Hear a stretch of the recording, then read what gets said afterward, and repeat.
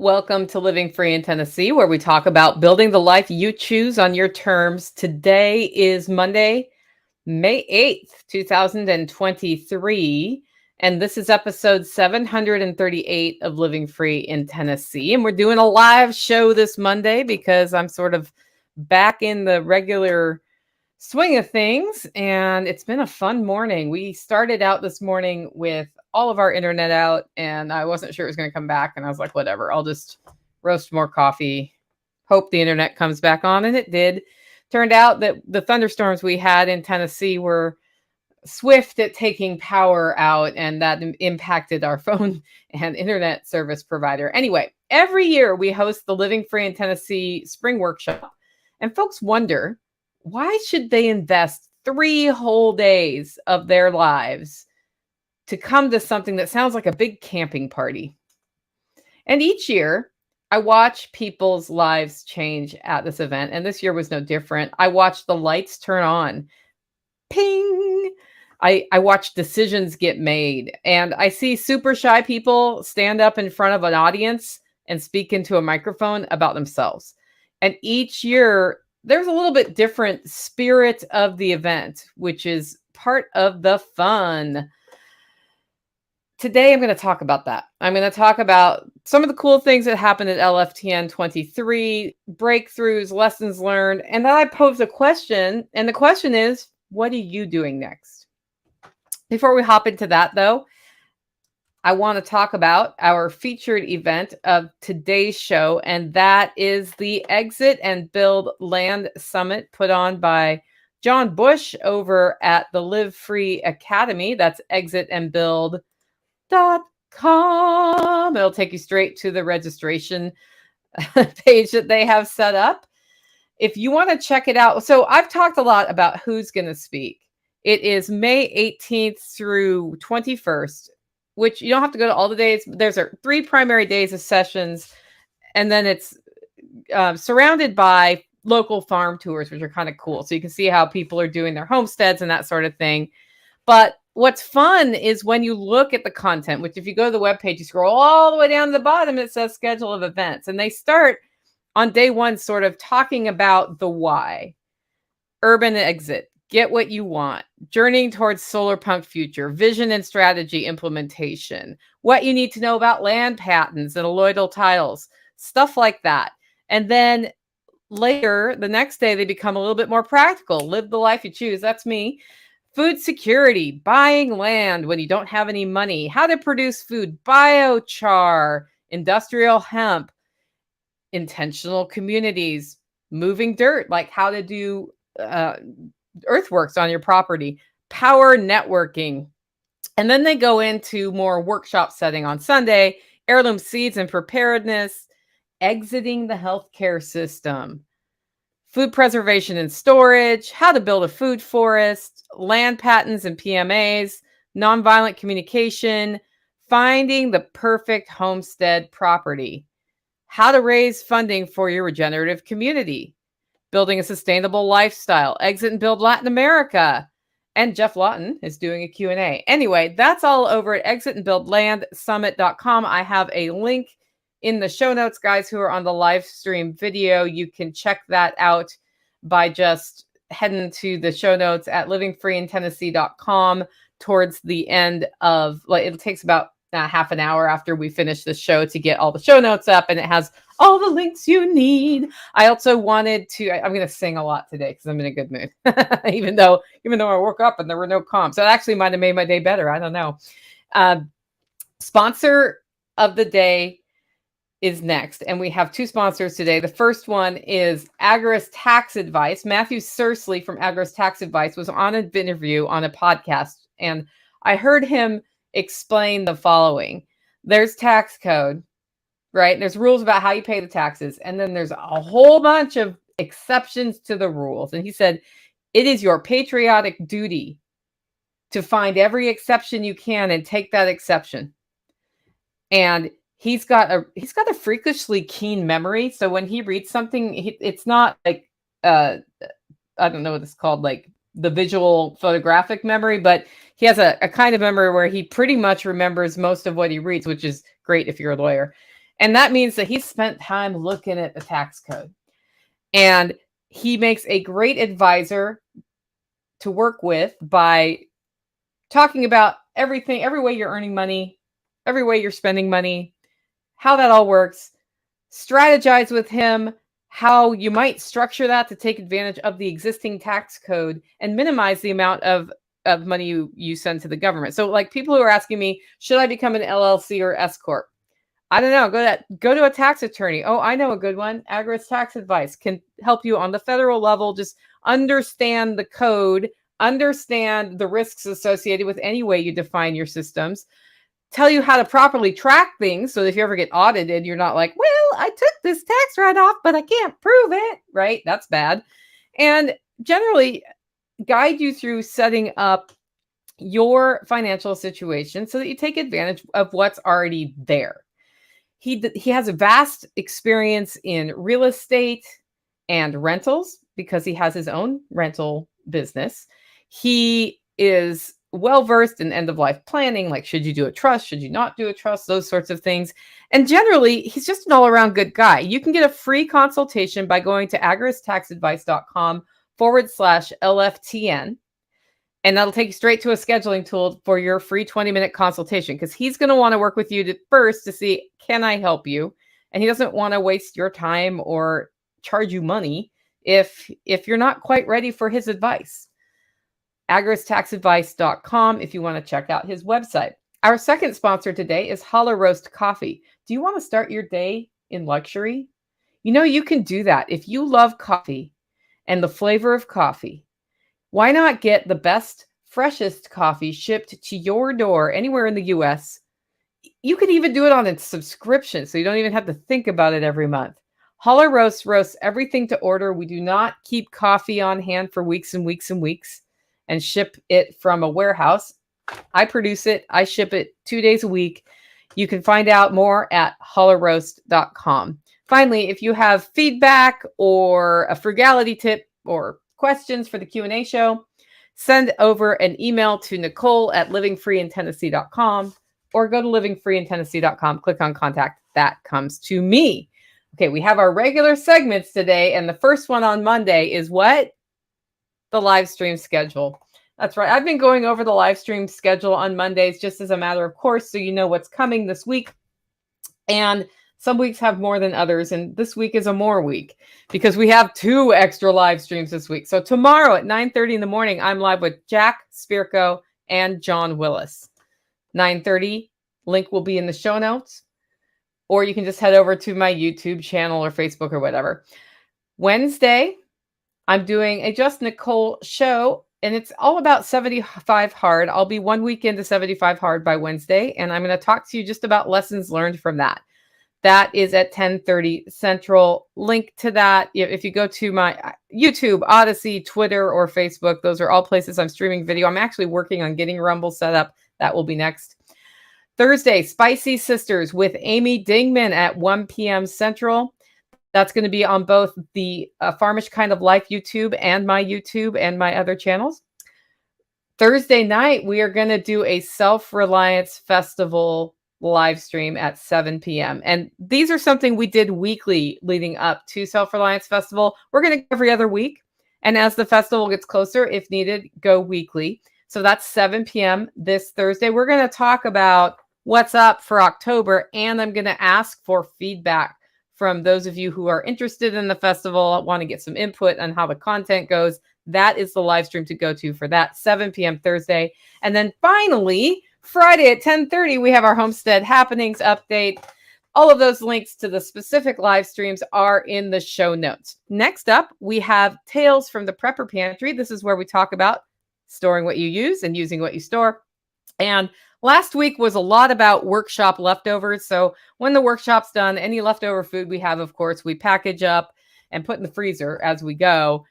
And then I make sure it's labeled. By I mean Mama Sauce. She did that this time. And Oxy. And then we begin the week of all meals revolve around any perishables left over from the workshop that just got to be eaten. And we ended up with like 90,000 pounds of cabbage Yeah. Okay. Maybe not quite that much cabbage, but we have been working cabbage into stir fries, coleslaw, boils, soups, stews, any way we can eat, salads. We've been doing cabbage any way we can because we had a side dish of cabbage sauteed with onions that Chef Brett made, and he brought a lot more cabbage than we needed. Plus, I had cabbage because I was doing a sauerkraut demo. So there's that. And then we also had fresh cabbages for a coleslaw. We did my grandpa's coleslaw. Afternoon, Chuck. Afternoon, Tracy. We did. So it was just a lot of cabbage. It's the year of the cabbage after LFTN 23. And then, of course, we had a few like thises and that's to eat through. By about Thursday last week, I talked to the redneck. I was like, what do you want for dinner tonight? He said, I don't know. That's what he always says. I'm like, I'm out of ideas. And he was like, something not leftovers. So we had steak. And then we went right back into leftovers. So that's my super exciting culinary week. I'm in the process of re-envisioning what goes on which shelf in the prepper pantry and the mudroom, because in part we've removed some of the shelves that I had in the mudroom. We've added others. And it's just time for a total reorganization, especially after the workshop when we've used a bunch of stuff up from my pantry. So there's spots of room here and there. And it's also time for the full freezer audit. I did freezer consolidation before the workshop. And then I turned one of my freezers into a fridge because it can be both for the workshop. It's back into being a freezer.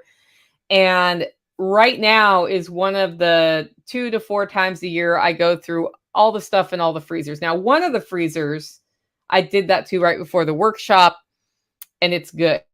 But the other freezer, I need to see what's there and just make sure that there's not some unfortunate thing in the, far back corner that is 2 years old and needs to be used up. I know I have a lot of nuts, actually. Why would I have nuts in there? Well, I got a bunch from Kurt Duggar 2 years ago because he's really good at growing pecans, and he brought over pecans and I packaged them up, and I haven't been eating many nuts lately, although I'm going to be out of those soon. So hopefully he does it again this year. Anyway, so I know those need to be worked into the rotation. I have a tendency to freeze greens at this time of year that I get from the garden that we haven't used in a saute. And if I haven't used them in a stew by about this time, it's time to either use them or feed them to animals. So it's going to be a big audit. And then I need to make plans for anything that looks like it's getting over a year old. So that's going to take me, guys, probably the rest of the month to do it. Like it can be done in an hour or two with 2 of us working on it, but Mama Sauce is going back home. So it's just me. And that just means it goes slower. I am smoking a pork butt tonight for serving tomorrow from the pork we raised here. And I'm looking forward to it. That's going to be delicious. I took it out a few days ago. I was like, this needs to be used up. I was going to serve pork butts at the spring workshop, and then Chef Brett showed up with a whole pig. So we served a whole pig instead. So there's just a lot of pork to use. So we'll be doing pulled pork I'll just do a dry rub on it. No barbecue sauce, because I am doing 75 hard and refined sugars are not on my list. And there's refined sugars and barbecue sauce unless I make it from scratch. So I'll serve it with barbecue sauce people can put on it, but I'm going to end up just doing a dry rub. And I'm not sure what we'll serve as sides for that, but it's hard to go wrong with smoked pork that you've smoked for like 12 hours or more. It's delicious.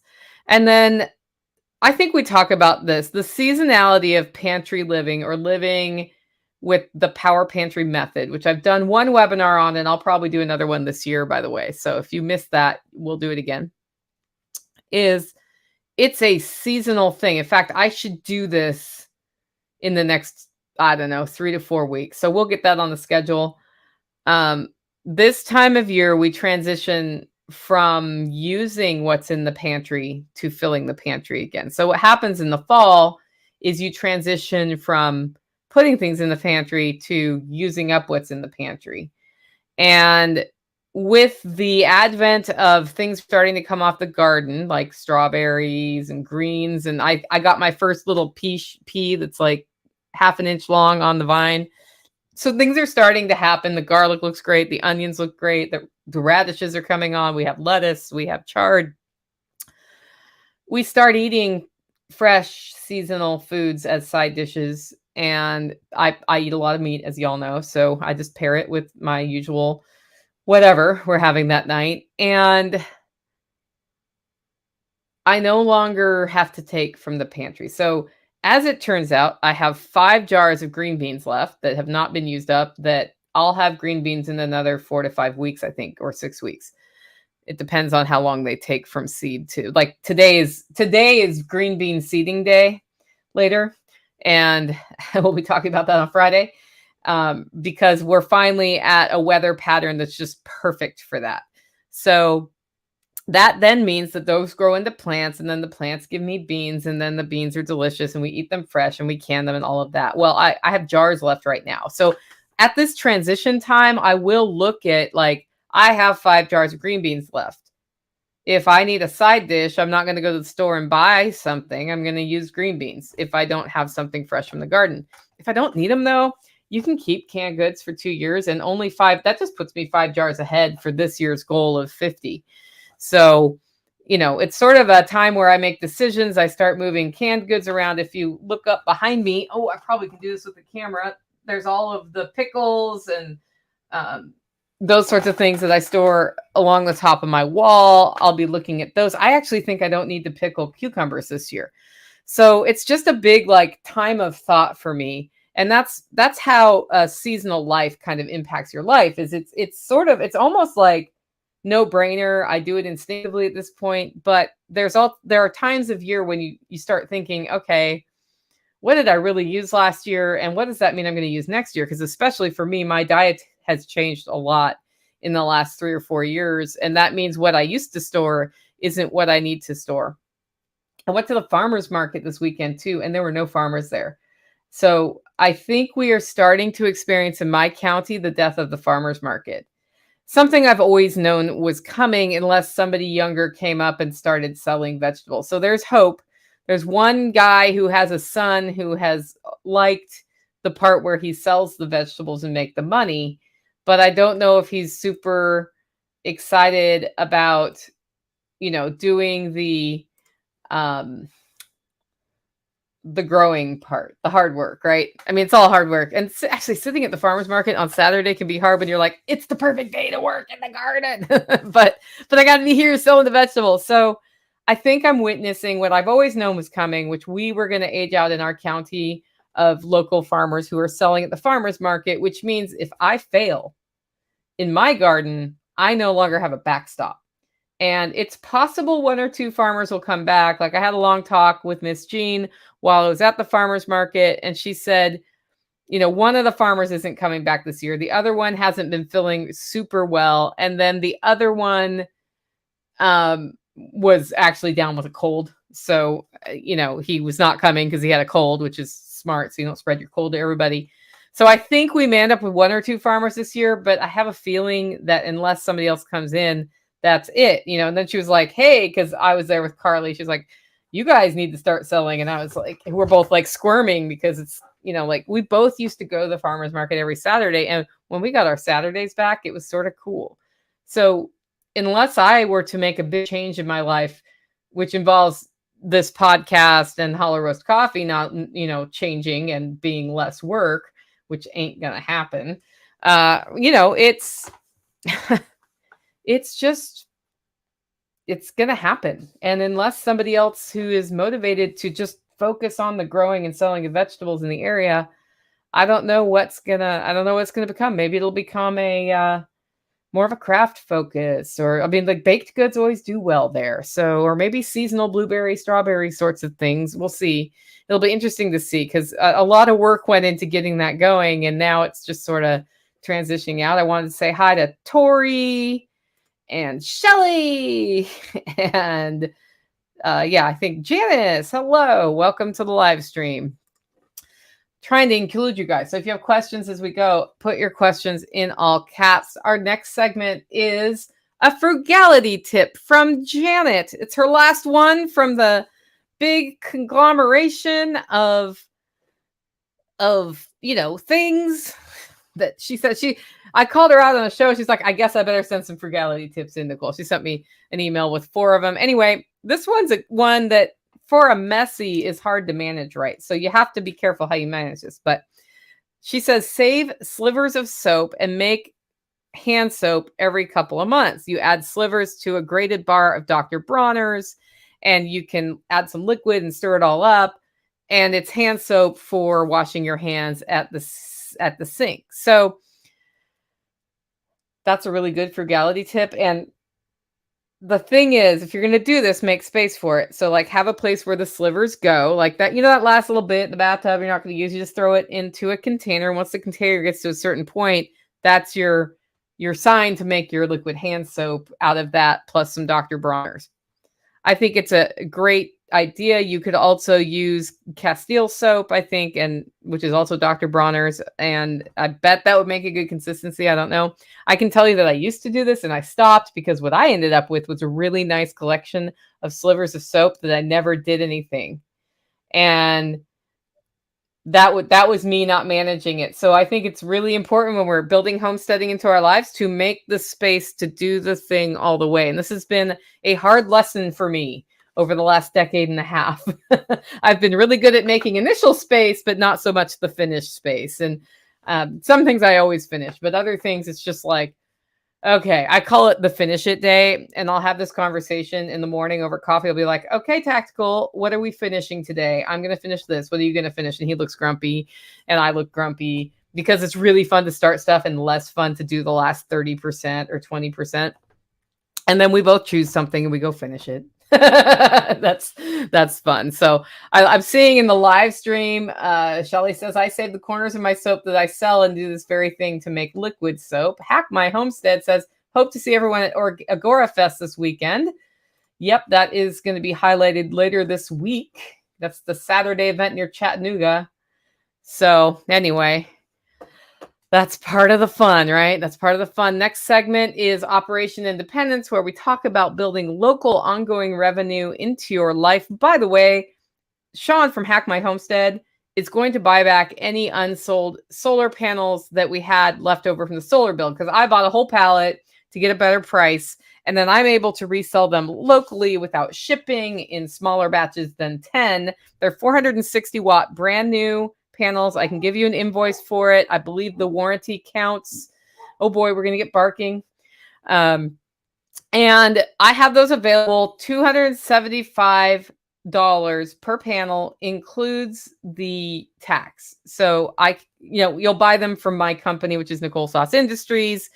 My company is the one who bought them. If you want to get in on that, do it soon, because probably within the next 7 to 10 days, I'll be selling the surplus to Sean, who's going to build them into his next round of advising things that he's doing over at hackmyhomestead.com. We are also about to find out how much money we actually saved when we added the solar system to my homestead, which my house is not solar, guys, but we took a guest cabin and the pump house off. Actually, there's a little bit of electrical troubleshooting we need to do in the pump house, because there's, I think, a grounding issue down there that makes it so we can't put that on the panel until the grounding issue is fixed.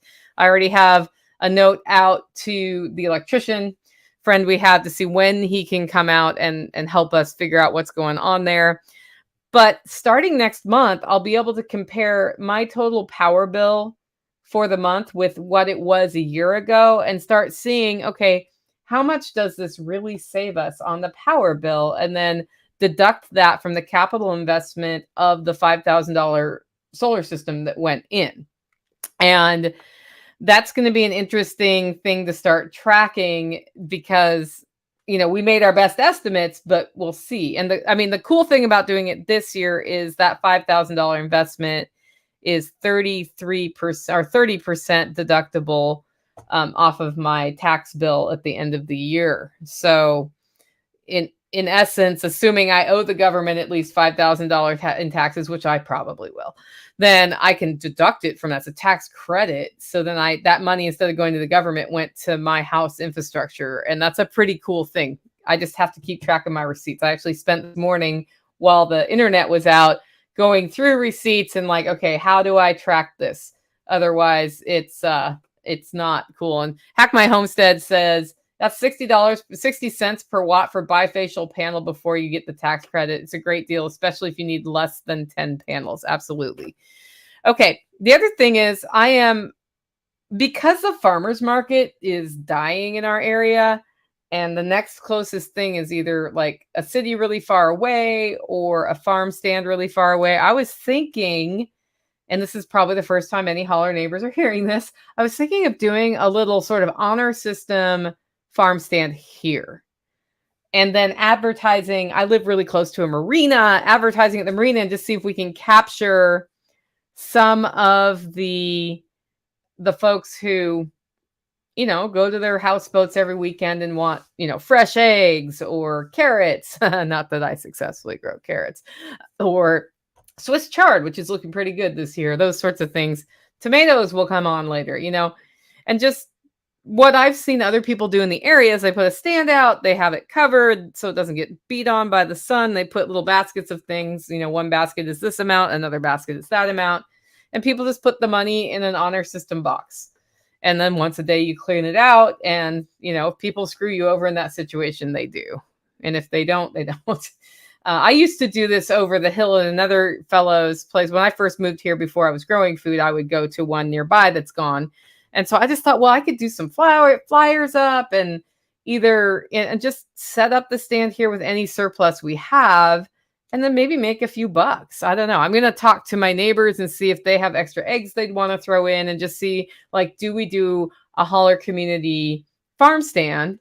And if so, what does that look like? So I'll keep you guys in the loop as we go down that path. I've been looking at ways to build sort of side or multiple streams of farm income back into the system here without making myself crazy driving eggs all over the county, or other ways that somebody can do, that sort of thing. And Janice says that stinks that the farmer's market is closing down. It's not really closing down. It's that farmers aren't going there to sell.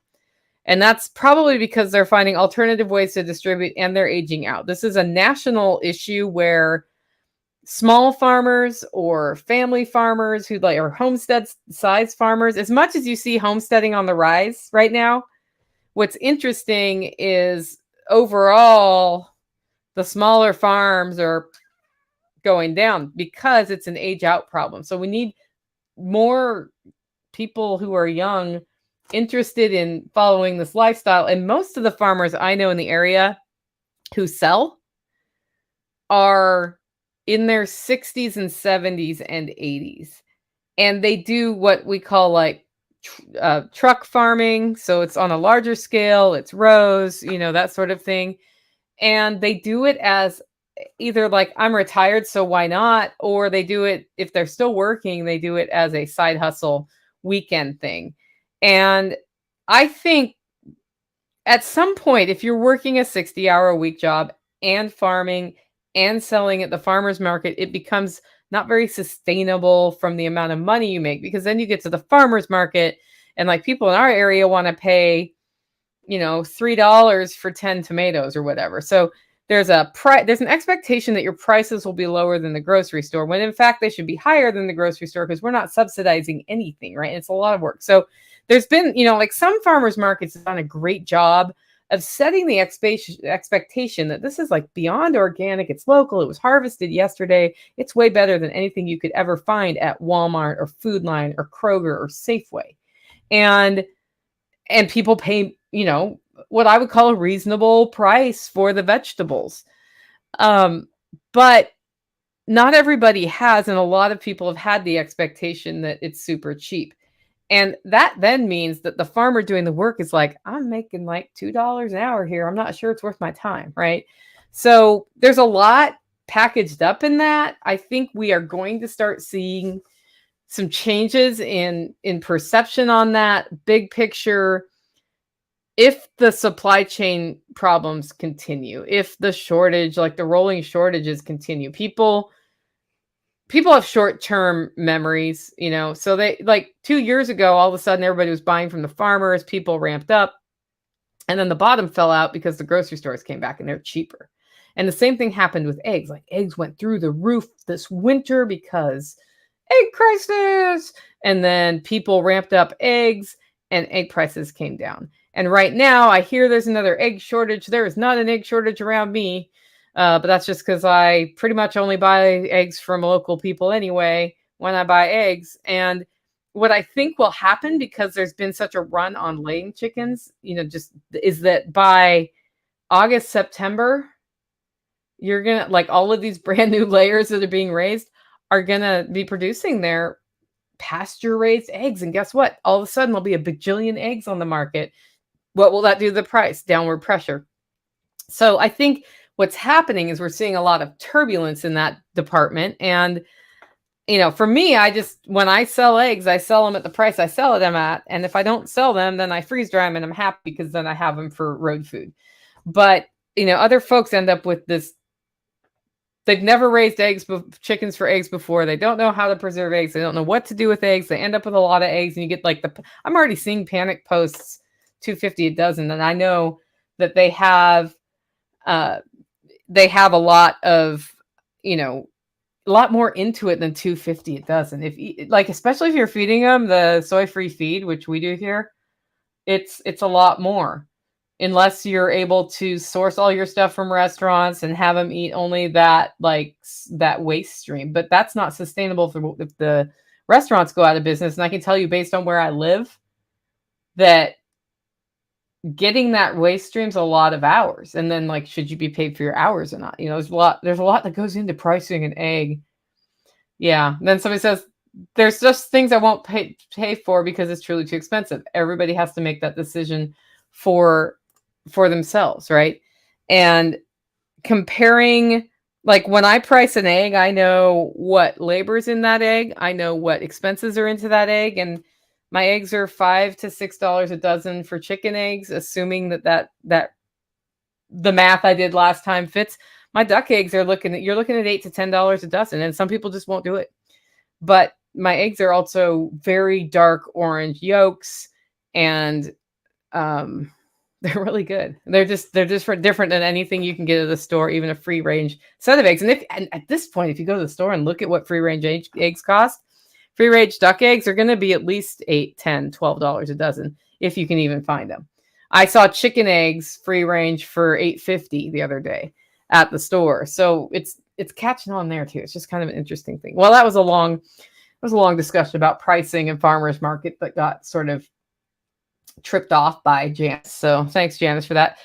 Guys, I am not seeing your comments in all caps. If you want me to see them from here on out, put the first few words in all caps and I'll try to respond to them as we go. If not, I'll hit you at the end, but I'll try to get you as we go. And if I see it not in all caps, I'll just assume in the live stream you're talking to each other and not to me, just because my eyes, I kind of feel like I need stronger reading glasses. We'll see.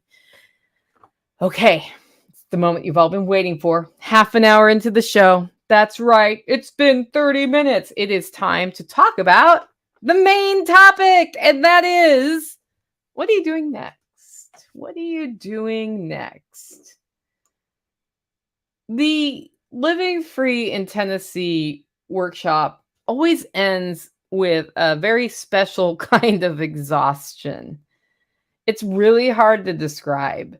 It's like a full body spirit exhaustion. And it's weird because that sounds very negative, but it isn't. I know by the end of the spring workshop that I've done the best I can do. Everybody on my team has done the best they can do. And I feel empowered because by the end of the workshop, we're like, we did another one and it was successful. And I feel motivated because I've seen all the people at the workshop have fun. Some of them address problems they didn't know they have. Some of them address problems they did know they have. And I'm also ready for a really long nap. So I'm excited, motivated, empowered, exhausted, and I want a nap. And that's a lot of conflicting emotions that happen. And in previous years, I've gone on a backpack with my mom, and I should have totally done that this year, but she didn't have her backpack with her, so we decided not to. And the thing is, on the day that the workshop ends, this day, was a Sunday, which is my usual roasting day. So I had to start roasting or else I wasn't going to get orders out for the week. So I was in there like barely, I was like holding myself up, roasting the coffee after it. And I wasn't sure what the big thing would be that we got from the workshop. And there's always a big thing though. Every time we've had a workshop, there's a big thing we got. The first workshop we ever did, that first one, the big thing we got from the workshop was the Tennessee GSD crew. Now, it had already formed itself, right? GSDs get shit done, guys. And what happened was a formalization of the process of going to each other's homes and basically labor blitzing a project to get it done. And, by a couple years after that, there was almost a schedule, like this person has that month and that person has that month. And, we've actually pulled back on it a little bit the last year and a half. We've all been busy. I've missed so many GSD weekends. It's not even funny. It's not funny, by the way. And, I think it's time to reinvigorate that. But that was a big thing to come out of just like getting together and having some friends speak about homesteading stuff and how to distill for fuel and putting in an aquaponics system and all of that. And in 2020, that was a big one. 2020 happened. And the weird thing about 2020 is I delayed it 2 months because we were having problems with shutdowns. And so we had it in June. And I was very lucky that it was not hot as heck. It was warm. It was actually, the weather ended up being perfect. I thought it was going to be in the 90s and we were going to be ski-rude. And the only thing going in my favor is that in 2020, base camp existed. It had been mostly remodeled, but not all the way. Air conditioning worked there and it was empty. So we could go into the house with the air conditioning on. And that sort of set a foundation for having base camp's basement now be the classroom. So we used to be we were upstairs that one time, and then we've just done sessions in the basement, which means we can heat and cool. And so no matter what's going on outside, at least when we're doing sessions, you're not like, wow, this is an outdoor event. It sucks to be me for 3 full days. Because that could be hard, right? If it snowed or something. And the big takeaway there, like we're looking, like I'm just going to set the stage. Most of the country was still shut down in June of 2020. Some of the southern states were sort of open, but it was still pretty weird.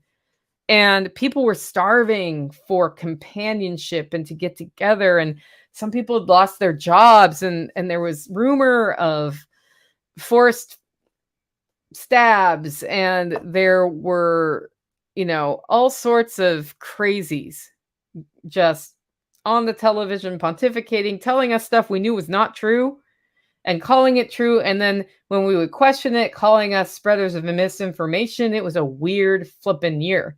And that was the year that my word of the year was grow. Economy goes, boo, I'm going to grow, right? And what I realized at that spring workshop in 2020, and my big takeaway was growing is a state of mind and not a state of the economy. It is my choice and screw it, I'm going to grow. And that was the episode that John Willis reached out to me and was like, hey, let's do an SOE coffee with your coffee brand.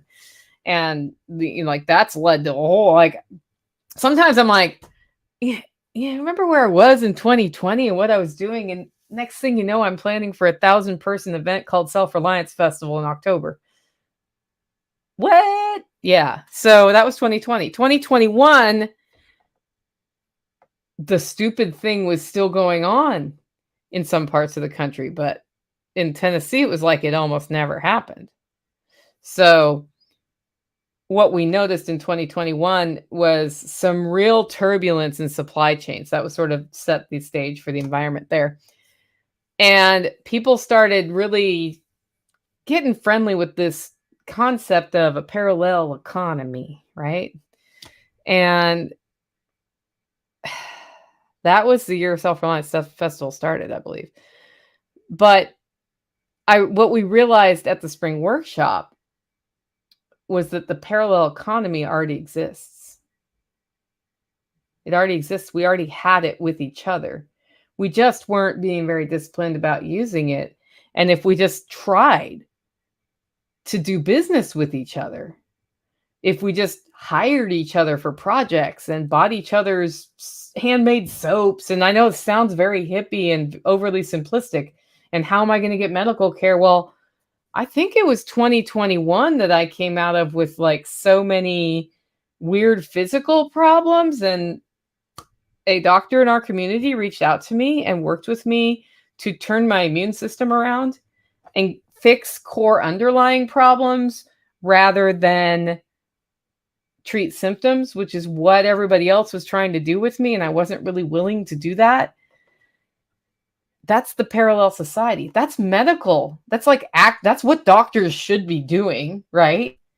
So that was the big realization there, is we already have the parallel society. And it's not just Living Free in Tennessee, right?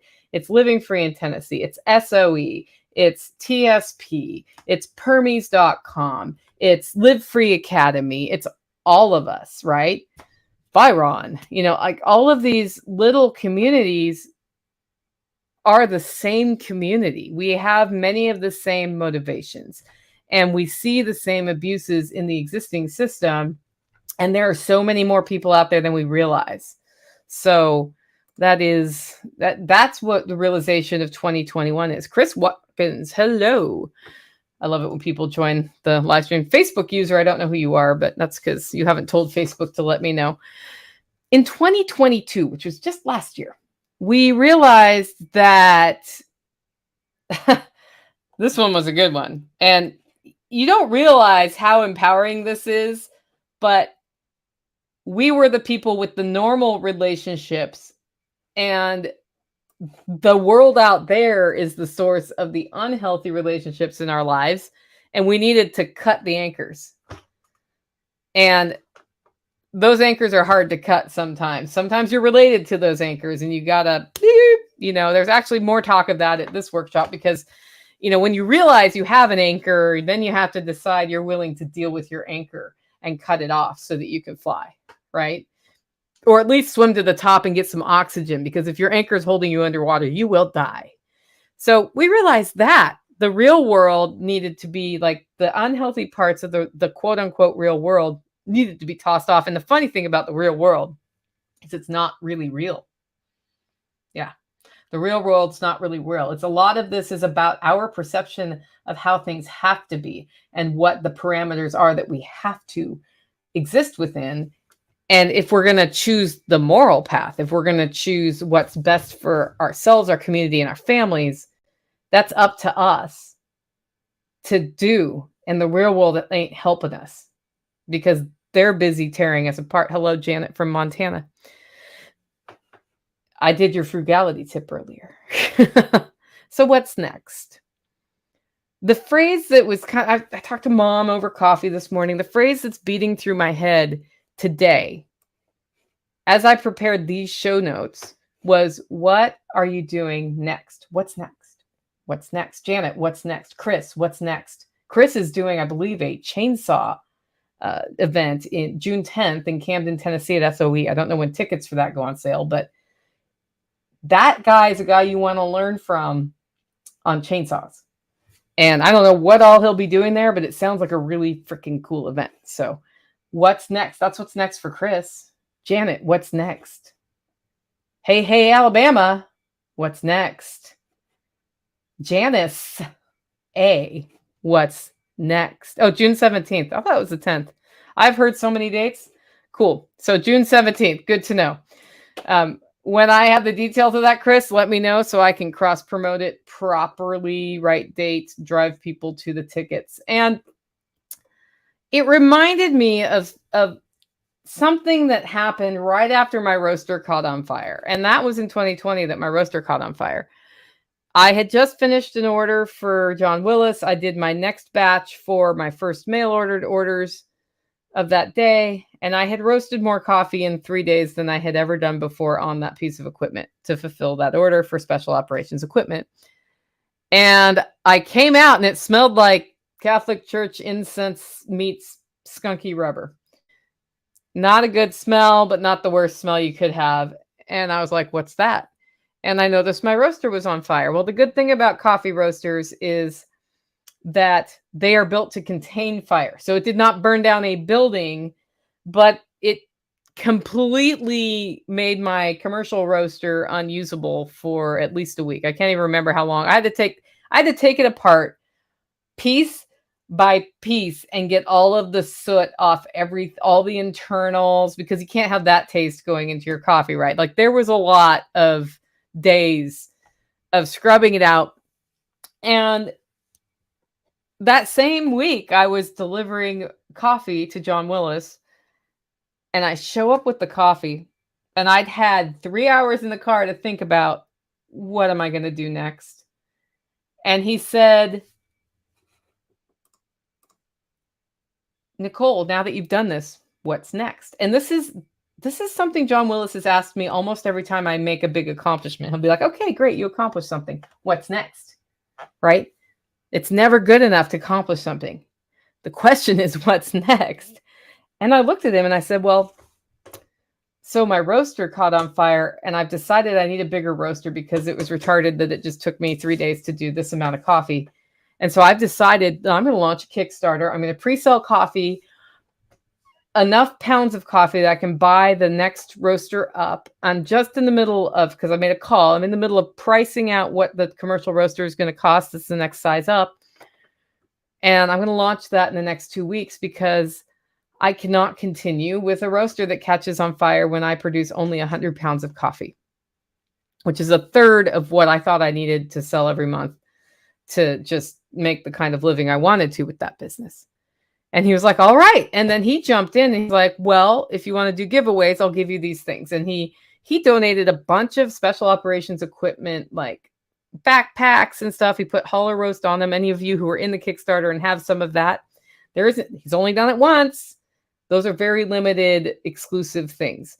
And we use those sort of as Kickstarter giveaways. And he really helped me not only double, but triple. I might have quadrupled it. Like, we did stretch goals. It was the most successful Kickstarter I'd ever done. And it was because he asked me, "What's next?" And I answered. And then once you say something out loud, guys, you got to do it.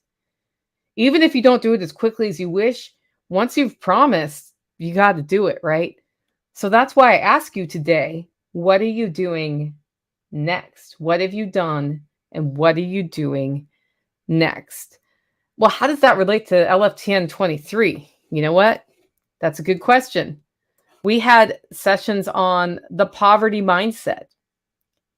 And what we came out of that one with was asking yourself, instead of saying "I can't," asking yourself, "How can I?" This is something, if you listen to me and you listen to Jack Spirko, you've heard us ask many times. It's, how can I do this thing? I'm actually experiencing a lot of this with the 75 hard challenge that I've started, because you have to do the same set of things every single day. And the part I knew would be hardest for me was 2 45-minute workouts. Well, if I get out of bed and do the first one, that's done. I only have one left. And then the question is, how can I get a second workout in? It's not the physical part of the workout that's hard. It's the allocating time for that 45 minutes, no matter if I'm flying across the country, if I feel a little off. Like yesterday, I felt a little off because I got my keto flu yesterday from being really strict keto again. It's not anything other than just deciding to do it. Working out, even if there's a big rainstorm. Today I got drenched head to toe. My dogs thought I was crazy because they were with me and they're like, "Why aren't we going home, Mom? It's pouring down rain and we're running through creeks." The road was a creek today. The reason that I'm able to do that is I ask myself, how can I, rather than say, well, the road's flooded, so I can't go out there with my dogs, right? And that, when you say that and the light bulbs go off for people, it's a big deal. But usually when I say that for the first time, people think I'm talking about like double speak or looking yourself in the mirror and saying you're awesome every day and your life will change, that sort of thing. No, what happens is you're programming your brain to think about the problem as something to overcome rather than thinking about the problem as a problem that's in your way. Because if it's just a static thing that's in your way, you don't get through that. And the poverty mindset, we've talked a lot about it in chat. I was really excited that Toolman Tim did that presentation at our workshop, and then we kept it to 65 people this year, which is a few fewer people. We were able to ask questions and troubleshoot with each other things that people may not have done in a room full of 500 people, right? And a big thing that came out of that was that the anchor thing came back. But then at the end of that session, the question was, what are you doing next? Now that you've identified a poverty mindset in yourself, what are you doing to fix it? And what happened at this workshop in the community wasn't that I asked that question. I heard people asking each other that question. And that was the spirit of the event. There wasn't a lot of hanging on to negativity there or hopelessness. There was a lot of, oh, I see there's this issue I have, and I'm not quite sure how to do it. And somebody be like, hey, let's talk about that. And not a presenter, just another participant. And sometimes, guys, that's all you need is somebody to talk things through with and figure out your next step and your next step and your next step, right? We talked about how to make money despite the recession, which was obviously John Pugliano. And it's always calming to see how he analyzes the state of financial markets because he looks for trends in historical data and compares them. And it takes a lot of the wind out of the panic sales that we get exposed to every week. If we look at the news, if we look at the panic preppers, and I say panic preppers because there are a lot of people who have really grown their reach since 2020 by tapping into the fear that people have rather than empowering them to do something despite this environment, right? Like, because being prepared and the preparedness mindset and modern day survival, as Jack would call it, building a life you choose on your terms, what I would call it, that mindset or that approach to life is different than what we are programmed to do. And then it's different than what all of the media and those sort of external influences are hurling at us. But if we stay the course, then sure, we're going to have challenges. Stuff's going to go wrong. People are going to get sick. We're going to take financial hits. Stuff's going to happen. But we're more prepared to deal with what does happen, whatever that is. And that's a much different mindset than next week. We're going to feel it. The grain crop failures from last year are finally going to hit the markets. You're not going to be able to get bread or rice or wheat or flour. And when that happens, then the animals aren't going to be able to be fed because the animal feed's going to dry up. We're going to go to net zero. Everybody's going to die. So buy my thing. If that was actually happening, I would be talking about it in a way that was like, okay, so what can we do? Right? And what we can do is grow fodder trees, raise animals that live on grass. Like, there's a lot of things you can do if there's a risk of that, to reduce your risk of that happening, that can make your life better if it does not happen. And that's the key. So I'm watching a lot of people raise their brand and their numbers through a constant churn of that panic, right? The financial markets crashing, like all of the things, the war with Ukraine, all of it. And while I think it's a good idea to have an idea what's going on in the world and in your country and in your community, I think if you internalize it so much that you make reactionary decisions, that you're actually setting yourself up for failure. So that it's always great to hear John Pugliano do that. Then we had a business Q&A with John Willis, and the questions that the group had for him were great. Those are always led by questions from the group. And because these guys were not stuck in I can't, and they were looking at the how can I mindset and what am I doing next mindset, they asked him great questions. I heard stories from his past that I had never heard before. And I thought that was pretty darn cool. They got a lot of advice out of them, and a lot of the questions revolved around employees, actually, and finding good employees. So that was interesting. We had sewing best practices and demonstrations and knitting and spinning. And there was a cheese making demo that they asked for that I did because whatever. Fencing tour, Holler Roost tour. Somebody emailed me asking for a picture of Holler Roost or texted me or something, and I will eventually do a post about that. Oh, it's a comment on the website. The solar build happened, and in the middle of the workshop, when I'm like, this is going great. It's so great to have lights and water running and, all of the things. We're finally going to make it through a workshop without a plumbing problem. I got a text from the electric company. Wah, wah. And they said Saturday night from 10 p.m. to 6 a.m., we're going to turn off your power for a planned outage. I got 24 hours notice, about a day and a half, actually. It was midday on Friday for a Saturday turn off. And I'm like, great, I have 65 people here who will be fed by then and are probably perfectly fine with sitting around campfires as their light source. But my water doesn't work. We don't have power. And the good thing is I have generators because I'm a prepper and I know that the power goes out and I don't have water. That sucks. So I have a way to get around it. But, well, shoot, that's not going to be great for karaoke now, is it? And it just so happened we were doing a solar build. And you know what solar power does when the power goes out? It still works. So, tapped into the LFTN network, our electrician friend came out, ostensibly to hang out, but really what we did is put the poor guy to work, and he made sure that we had the things moved over from the grid side to the non-grid side so that we had lights. We tested the system on Saturday night. We were all waiting for 10 p.m. and sure enough, at 10 p.m. all the lights go down and then they go on again and the water worked. And it turned out we had a grounding problem in my pump house we didn't know about. That's not the fault of the solar build guys. And then every time the pump turned on, it made the whole system reset because it had an imbalance of power. So we took the water off again and left the lights on, and it worked for the whole night. We had a great night. We hung out, had some cocktails or mocktails, sang generator karaoke. And this is because when I found out the power was going out, rather than resign myself to a night with no power and 65 people with no way to finish washing up, I asked myself, how can I?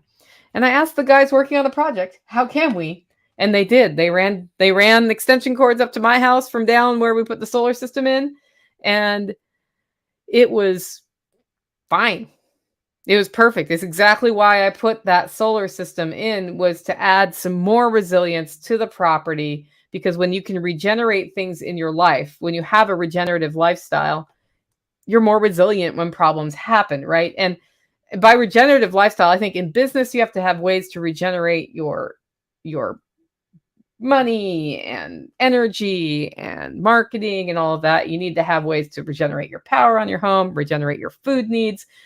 You may not be able to do 100% of that out of the gate, but when you add a little bit and take that regenerative perspective or the permaculture perspective to what you're doing, things just get better over time. And it just so happened that the one time in a decade and a half, I get notice that power is going to be out. It was no problem. The marina didn't get that text message, and apparently they were inundated with calls from people renting cabins from them, wondering what was going on, and they had no idea what was going on, and they were less prepared than we were for that problem. So, I'm feeling superior. Not really, but I was really glad that happened. We had somebody come to the workshop who really, really, really, really, really, really, really, really, really wanted to see how rabbits were processed. And because of my own procrastination, I had 2 that needed to be processed. So my friend out west, Dave, stopped by to visit. And he's like, anything I can do while I'm here? I've never been here and not done work. And I was like, no, just enjoy yourself. And then I was like, well, actually, if you want to show people how to process rabbits, that'd be super helpful so that Nighthawk's not doing it by himself and I don't have to come help and I can be with people. So they did a rabbit processing thing. But for me, it's the melding of the minds that's the most important. And that was the difference here. Is a lot of times it's sort of been like the people presenting and the people participating. And there's some cross-pollination, but mostly it's like the participants tapping into the knowledge of the people presenting. This time that went away completely. It was just like the presentations were great and empowering and set the stage for us to ask, how can I? And what are you going to do next? Right. And that turned into people asking each other and realizing that each other had as much knowledge about different things as the presenters did, which is not unusual. So for me, this workshop was a get off your butt workshop. Yeah, Janet says everybody had something to contribute. Absolutely. It was a time to be around the caliber of people who get stuff done. And it was the time to be around the caliber of people who will ask you, how are you going to do the next thing? What is your next thing going to be? And it was a motivator to get off your butt. And for me, it was, I think I told you guys a couple weeks ago, I've learned a lot about the break in my Word of the Year breakthrough. I'm ready for some more through right now. For me, that was the breakthrough. That was the breakthrough. I realized that the thing that stands in my way the most right now, well, I already knew it was myself. I didn't know what it was about myself. It's mental discipline to just choose and keep doing that thing. And when you choose something, you choose not to do something else. Okay? That's the end of it. And if you choose to do something and something else, you fail. And if you choose to do something and realize in order to do that, you have to not do something else and you don't do it, then you're more likely to succeed on the thing you choose to do. And that takes mental discipline. It takes no excuses. And it's a very important epiphany for me. And that happened because I was at the spring workshop and I saw what everybody was doing. And that's why I finally made the decision I'm going to do 75 Hard. And what 75 Hard, it's a program by Andy Frisella. I haven't listened to his podcast about it. I've just read about it. And I signed up for his email list so I could get the right information. You work out twice a day, 45 minutes.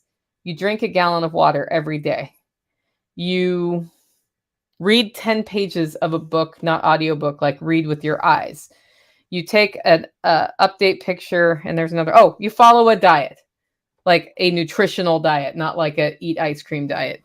And the reason I even became aware of it is because MT Brand started doing it, has finished it successfully. And I saw him doing that. I became aware of the challenge. And a couple weeks ago, while I was on a walk, I had this thought. I was like, maybe I should do that challenge. It's too hard. I'm going to be around friends. I'm going to be around Jack Spirko in 2 weeks and John Bush and all those guys. They're going to want to drink. I can't not drink. Oh, the diet has to have no alcohol, by the way. And I'm going to want to have cocktails with my friends. Like, I don't need to drink every day, but boy, when I get together with friends, I like to drink. And I was like, wait, that's the hard in 75 Hard. I get it now. It's not a fitness thing. It's a mental retraining to be more mentally disciplined and make things happen. And when I looked at the list of stuff, I was like, actually, I can make it through a weekend with my friends and drink herbal teas or mocktails or whatever. It's fine. That's not the hard part. The hard part for me is 2 45-minute workouts in a day. Not one. One's fine. It's that second one. And it's because for some stupid reason, I find it difficult to make an hour and a half's worth of time that's for me. Because that's what that is, guys. When you make time for 2 45-minute workouts, whatever they are, you're making time to shut off everything else and do something for yourself. And that takes time management and discipline in your schedule and mental discipline and a refusal to give up. And then I looked at my schedule and I was like, I will be traveling during this time. I will be tempted by friends during this time if I start it. I will run into situations where I'm probably going to be working out at 11:15 at night to try to fit it in before the end of the day, right? And that's the hard in 75 Hard. So how can I do that? And before I even started 75 Hard, I started thinking, how do I do it?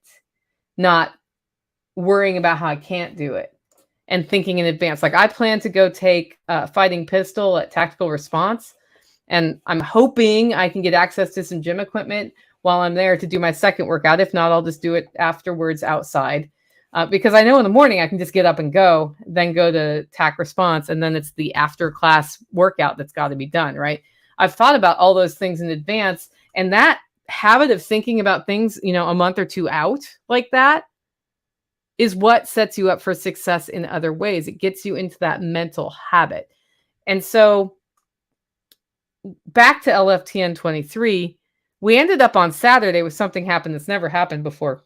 Usually on Saturday at about 4:00, people are like, I'm going to start going home so I get the first leg of my drive done. That's not what happened this time. People were like, I don't want to leave. And they hung out. And I can't wait to get home and start something. So they had this push-pull thing going on where they really didn't want to leave because they were having such valuable conversations. And they were lingering and lingering and lingering. And they also couldn't wait to get home and start their next thing. And I heard a lot of people saying, when I get home, I'm going to blah, blah, blah. I'm going to go fix my fence. When I get home, I'm going to start making cheese. When I get home, I'm going to start spinning wool. When I get home, I'm going to finally set up the fencing system for my sheep. When I get home, I'm going to start a garden. When I get home, I'm going to start my side hustle. I heard all of those things. People were on fire. And at the same time, that energy together made them not want to leave. So people who had left, dinner out by about 7:30 to go back to their room, because not everybody camped, they were kind of like, well, but this is our last night and we're kind of hanging on, and there's one more person I want to talk to and all of that. And that's when I knew having an event that ended up having the spirit of what are you going to do next was really, really cool. And that shift was from I can't to how can I? And it was very early in the event that it happened. It wasn't the fellowship, the hijinks, the rum tasting, the torrential rains that were kept at bay by Taj Mahal. It was that we didn't care and we were asking, what are you going to do next?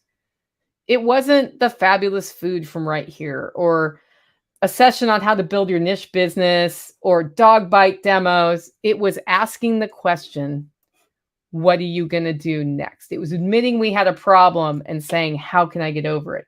It wasn't the quiet morning coffee, because by the way, guys, at this event, we had a lot of sleeper inners, or sort of like 3 of us out in the morning for coffee, or the roasted pig, or the wild edible walk.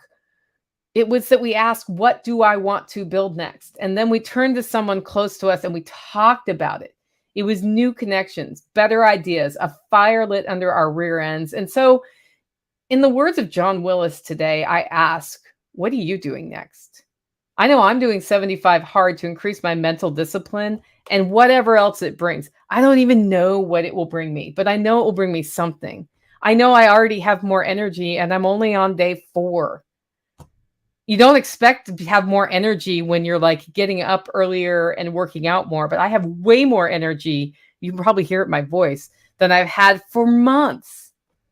So what are you doing next? What are you doing today, tomorrow, next week? What are you ready to tackle? What do you want to build? Really, I'm asking, what are you doing next?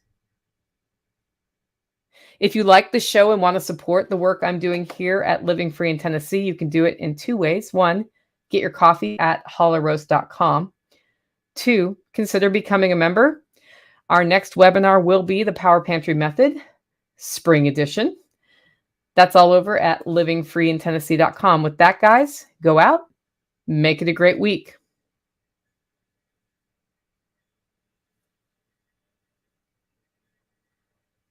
I love how everybody on the live stream knows when I put my hand up at 5. I'm going to do a 5-second pause. I had one question that I couldn't fit in that I starred. It had all caps from Janice, who said, what's next? Trying to get my neighbors to agree to stop spraying Roundup. They are killing the bees. Every single day I find dead bees. They come to my yard and die because I don't spray. I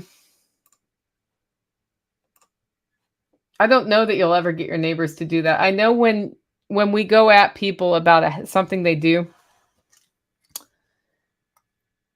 and make them feel bad about it, that defensives come up, and they'll dig in harder. So I would say this. I watched this go down at the farmers market, where the farmers markets people used preen and other weed things and pesticides, and they didn't know another way.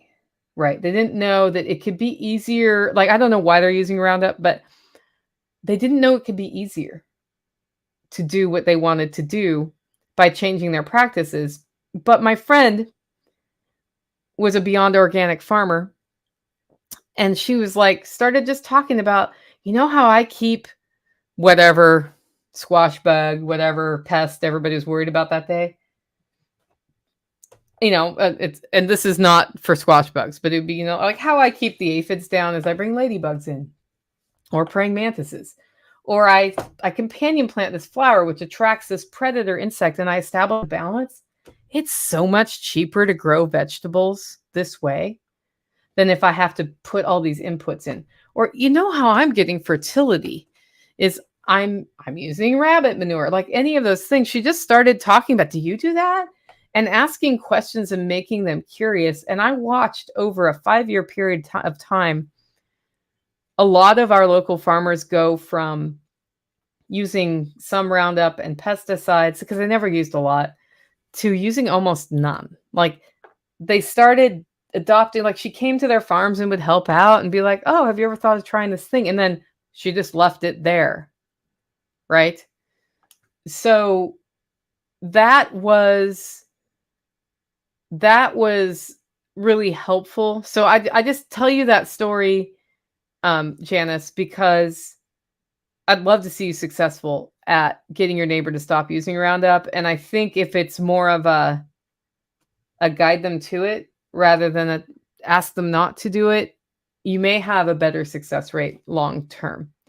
So which 75 hard are you doing? I signed up for Andy Frisella's email list, and I'm following that method. I actually have ordered the book that he wrote about it too. I don't have the book yet, but it is the first set, whatever that is. Like, he sent me an email. It gave me a list of things to do. I'm doing that for 75 days. And if I miss anything in one day, I reset my days to 1. So I talked to somebody at my spring workshop who's made it to about day 55 twice. And then something happened. One time she got very sick. The other time something else happened, and she's like, and I'm back to 1 again. And she was telling me all the strategies she did on how to, like, double a workout as taking care of animals by adding weight to a backpack and turning into a ruck. And everybody I've talked to who's been successful has done rucking. So I'm preparing for that, because that's how I think I'm going to get it done at Paul Wheaton's when I'm there presenting. I got to go on a ruck at Paul Wheaton's, or else I'm unlikely to get my exercise in. I offered my neighbor a free GSD crew to help clear his fence line in order to have him not spray. He would not accept. Yeah, sometimes that is what it is. It sucks. And that's the hard thing about having neighbors. I'm super lucky that my neighbors are recruited and don't spray Roundup here. But there was a time when I didn't think Roundup was bad too. So just remember, if you were ever there, what it took to change your approach, right? Yeah.